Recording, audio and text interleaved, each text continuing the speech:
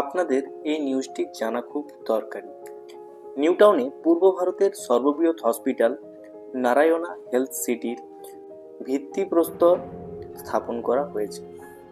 বিশিষ্ট হৃদরোগ বিশেষজ্ঞ ডাক্তার দেবী শেঠির নেতৃত্বে এই সুপার স্পেশালিটি হসপিটালটি নির্মিত হবে।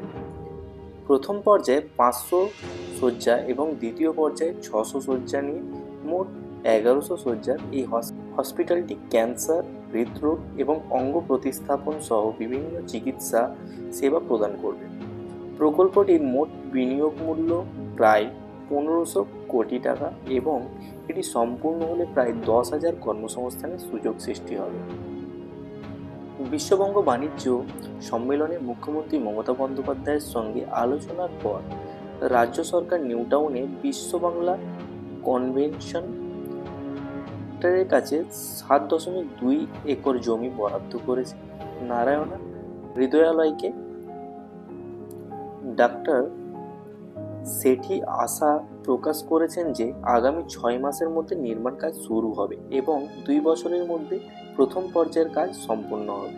মুখ্যমন্ত্রী মমতা বন্দ্যোপাধ্যায় ভিত্তি স্থাপন অনুষ্ঠানে বলেছেন, যারা সমালোচনা করেন এটা তাদের জন্য আই ওপেনার। তিনি আরও উল্লেখ করেছেন যে রাজ্যে ইতিমধ্যে 14টি নতুন মেডিকেল কলেজ, 42টি সুপার স্পেশালিটি হসপিটাল এবং 13,392টি স্বাস্থ্যকেন্দ্র স্থাপন করা হয়েছে।